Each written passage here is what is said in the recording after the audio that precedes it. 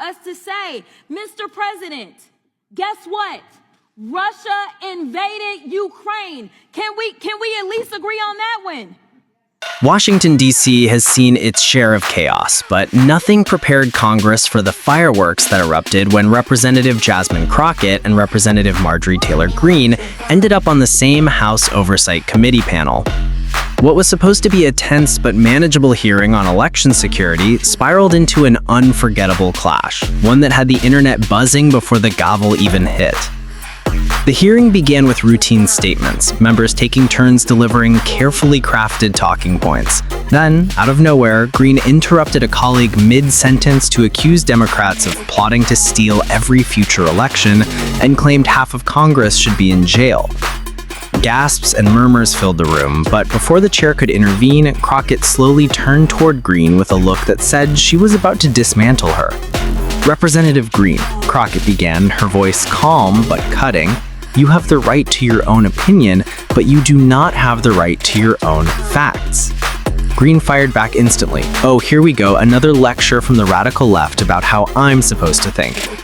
Crockett leaned forward, hands clasped, and said, "No, this isn't about how you think, this is about the truth, something you seem to treat like an optional accessory." The room chuckled softly, but Crockett wasn't done. She began citing documented evidence from bipartisan investigations, reading each one clearly into the record.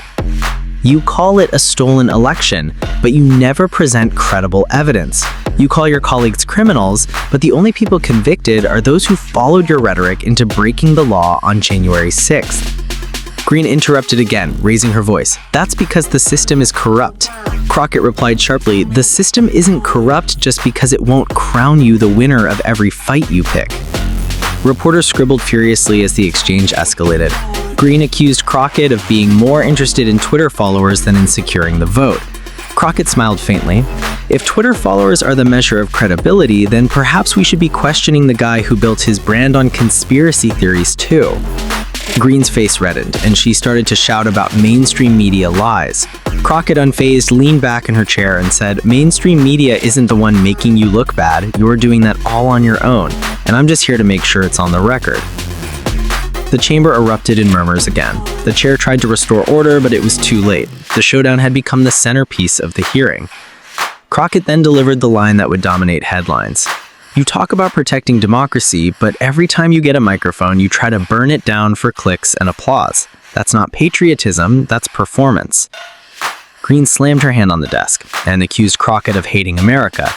Crockett shot back, "I don't hate America, Representative Greene. I just love it enough to call out the people trying to tear it apart." The tension was electric. Cameras zoomed in on every expression, every slight smirk, every glare. Crockett began listing Greene's past inflammatory statements, from calling for political opponents to be eliminated to spreading false medical claims, and contrasted them with actual legislation Crockett herself had supported for veterans, education, and infrastructure. "You want to talk about serving the people? Show me the bills you've passed that actually improved their lives."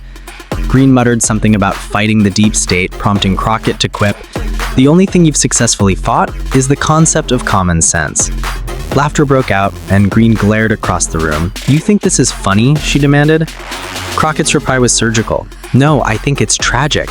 Because while you're performing for viral clips, there are families waiting for Congress to actually solve problems." By now, the chair was nearly hoarse from calling for order, but the damage was, or depending on your view, the victory, done. As soon as the hearing adjourned, social media lit up. Clips of Crockett's optional accessory and "burn it down for clicks" spread across Twitter and TikTok within hours. Hashtags like Crockett versus Greene, optional accessory, and democracy mic drop shot to the top of trending lists. Political talk shows aired segments breaking down the exchange, with some commentators praising Crockett's composure under fire and others accusing her of publicly humiliating a fellow lawmaker. Late-night comedians turned Greene's outburst into punchlines, pairing them with Crockett's calm rebuttals. And even some of members of Greene's own party were quietly texting reporters that she had walked into that one.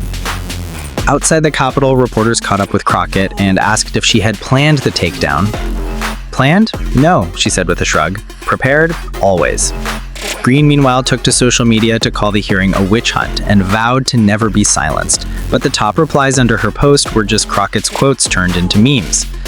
And just like that, another day in Washington became another viral moment, proving once again that in the age of political drama, a sharp tongue and a steady voice can dominate the spotlight. What do you think?